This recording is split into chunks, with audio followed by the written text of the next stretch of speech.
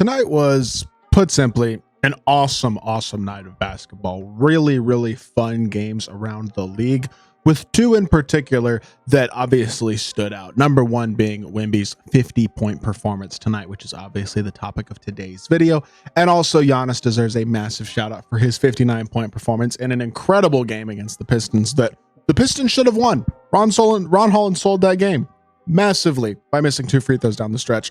But incredible night of basketball. Honestly, what the NBA is all about is nights like tonight with games like the ones we watched. But the point of today's video is just to talk about the greatness that is Victor Wembanyama. And I will be totally honest with y'all and say, I am not the highest on Wemby out of the people you'd probably talk to about basketball. I think he is going to be an incredible franchise-altering player, but I was also at the point about a week ago where I was seriously tempted to make a video, something along the lines of, the San Antonio Spurs have a Victor Wembanyama problem? Because he started the season rough. He did. He really did. And I think it was 100% something that was very much worth watching and still is to a certain extent. The efficiency prior to tonight was not great. Last couple games have been awesome, but before that, his efficiency from the three-point line had been terrible, and overall his numbers just were not that incredible to start the season on the offensive end of the court. And the last few games from him have been incredible. I mean, he had 34, 16, 6 assists, 3 blocks, something like that a couple nights ago. The night before that, he had 24, 16, and 7 blocks. And then tonight, 50 points, only 6 rebounds, but 2 assists, 3 blocks, 1 steal. An incredible performance, 8 threes, making him the tallest player in NBA history to hit 8 threes in a game. Just an exceptionally dominant performance by a guy who is already probably a top 10 to 15 player in the sport. And tonight was a great indicator of what makes Wemby so terrifying for the rest of the league, because when he's cooking, there's just no answer. I don't know what you do against a 7'4" guy who can shoot, dribble, finish, has athleticism, and is the best defensive player in the sport already, bar none. He is an incredible player, and I think it's worth talking about Wemby and the Spurs as a whole a little bit deeper in this video. So, first things first, I do want to start with the 1 or 2 main negatives to Wemby, the things that frustrate me about him when he isn't playing well. And one of them was indicative tonight in the first half. He got destroyed by Jonas Valanciunas for about a 3 or 4 minute stretch, at least on the defensive end of the court. Valanciunas was getting boards, out-muscling and out-physicaling Wemby in a way that other centers, especially guys like Jokic and Embiid, are going to do worse. I mean, Embiid had 70 on his head last season. I think we all remember that. But in the Western Conference, they don't have an answer for Jokic because Wemby is just going to get manhandled by him. Plain and simple. Not that any team really has an answer for Jokic, to be fair, but I think that's the biggest concern with Wemby is the lack of interior physicality at times.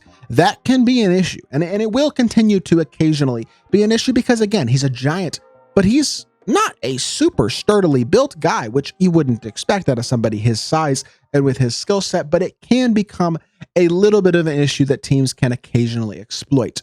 With that being said, the other issue with Wemby is the decision-making offensively at times. Now, he has been incredible the last few games, but he does want to play like a guard a little bit more than I think he should at times. He shoots some questionable, just not good decision threes at times as well. He does things that hurt the Spurs offensively and did a lot of them in the first couple weeks of the season when they started off pretty rough, but these last few games, he has really started to find his groove and is looking like the player that he was to end last season, who was just absolutely dominating and looks prepared to rule this league in a lot of ways for a very long time. I mean, I think Wemby, despite maybe not being as high on him as some other people are, is going to be a perennial MVP candidate, the best defensive player of the sport for the next 15 years, and a surefire Hall of Famer, barring injuries. And one of those guys who, and again, this sounds crazy to say that I am lower on him than a lot of other people, but he's a very likely top 10, 15, 20 player of all time when it's all said and done, if he can keep it up at this level, and maybe even higher than that. We don't know. We're going to have to see. But the things that he does great. Let's start with the obvious. We have never seen a player with his size that has the ball handling and shooting ability that he has. And it is understandable why he wants to at times play more like a guard, because he has the skill set to do so in a way that nobody his size ever has.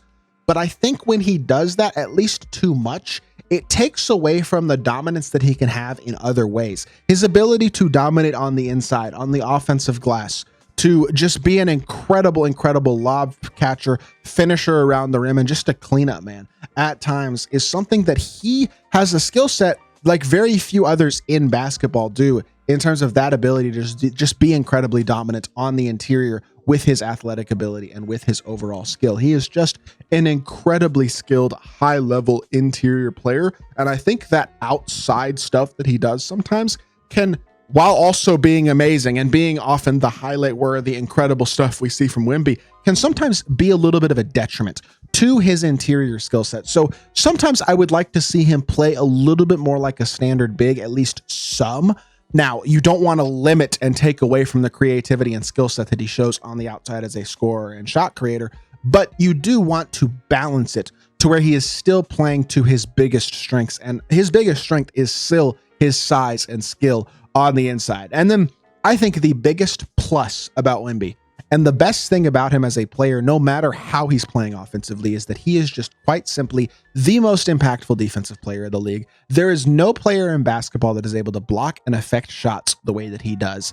I mean, there's no other player in basketball that defenses see him running down the court, or offenses in fast breaks see him running down the court and go, I'm not going to drive the ball. I'm going to back it out. And we're going to set something up. Players don't want to attack him. Players are scared to attack him.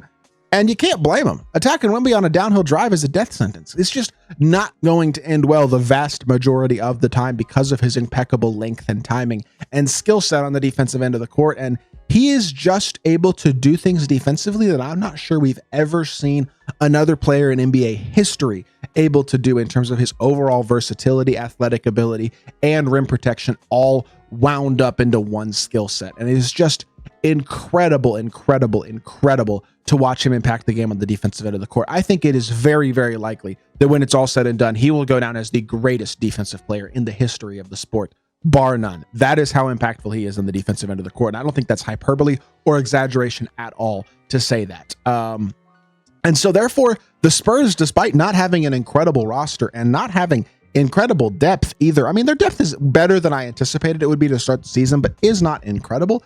They're a team that's very much in contention for a Western Conference play-in spot. Now, the West is super deep. If I had to predict right now, I still think the Spurs probably miss out on the play-in, but there are teams like the Clippers, the Kings, the Pelicans that they could very easily finish above. And if they finish above those three teams, plus the Jazz and the Trailblazers, that's a play-in team right there. And I think we could very easily be looking at Wemby in a playoff series already. And I gotta say, I like the rotations they've been running recently. I feel like Stephon Castle has shown a lot of potential. I think Harrison Barnes and Chris Paul are the perfect veteran leaders who both can space the floor and know how to play basketball the right way, make the right decisions, and are not egotistical ball hog type players who are going to try to take away from Wemby's spotlight. I think both of them are very, very impactful guys, and CP has been a perfect addition to this team, especially just playing. I mean, my cousin we were talking about CP, and he was making the argument that CP's playing at an all-star level. I don't think you can say that with the lack of scoring. But his efficiency has been really, really good. His playmaking has been incredible. I'm not saying he's an all-star level point guard type player the way that he used to be, but he is still a very impactful, very, very good veteran for this team. And I really have liked guys like Julian Champagnie and Malachi Branham as well this season. I feel like they've both been very, very good in their roles in relatively limited minutes, especially for Branham. But I think they've both been really nice wings who add positively to this team as well. Now, you'd like to see Keldon Johnson shoot better. You'd like to see Devin Vassell, admittedly only in like 2 or 3 games back so far, also shoot the ball better. Those guys, I think, will, as the season progresses, regress back towards that mean, or I shouldn't say regress, but progress back towards that mean and improve themselves as players. I mean, Vassell's coming off the bench right now. I thought he was pretty easily their second best player last year, and I think he is probably their second best player on the roster right now as well, if he is playing at his best ability. And this is a team that I'm actually pretty pleased with. Now, even Jeremy Sohan has shown a lot of offensive promise to start the season before getting hurt. Now, I don't think Jeremy's spacing fits next to Wemby whatsoever. I think he kills spacing for that team and limits their offense when Wemby and Jeremy are on the court together. But I think they can stagger their minutes for the most part pretty effectively to allow them both to play their maximum potential. Now, backup big is an issue for the Spurs. Zach Collins, I'm not a big fan of. I think the shooting isn't great, and I don't think he does anything else, honestly, all that well. He's not an intimidating defender. He's not an elite rebounder. He's certainly not a great post player. He's just not a great inside big in any way, and his shooting, I don't think, is quite good enough to truly make up for the overall issues that he provides there. I mean, he's a career 34% three-point shooter. I'm not a Zach Collins hater, but I'm certainly not a big believer of him, and I don't think he's a playoff caliber backup center whatsoever, and I don't think Charles Bassey is that either. I mean, Sandro Mamukelashvili, I think I pronounced that correctly, by the way, was a monster in college at Seton Hall. I remember watching him back then, but I like him a lot more, honestly, than I do Zach Collins as a backup big, and I think he plays well next to Wemby as well, so I'm kind of surprised he hasn't played more in this season so far, and I'm not a big Blake Wesley fan either. I mean, I know he's a really athletic PG, but I don't love the efficiency. I hate the lack of shooting ability for him. I think the Spurs have some issues there with guys like Sohan, Blake Wesley, Zach Collins as important pieces for this squad that just don't need to be. But this team is better than I thought they were going to be. And Wemby is playing at that level that you wanted to see him play at this season over these last few games and looking like that all-world player already. And again, let's remember, he is 20 years old. This guy is going to be incredible for a very, very long time and one of the most exciting and electric players in basketball for a very long time. And he proved the level that he can play at already last night against the Wizards. So not a great team to beat, but an impressive performance nonetheless for Wemby and an incredible future ahead for the Spurs if they can manage their roster properly and put him in the situation to succeed because he looks ready to go. And I think the Spurs team might be good enough to give him some help and get him to where he wants to be. At least they're not contending for a title this season, but they might contend for a playoff spot. We'll have to wait and see.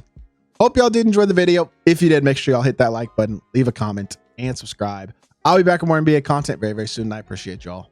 Peace.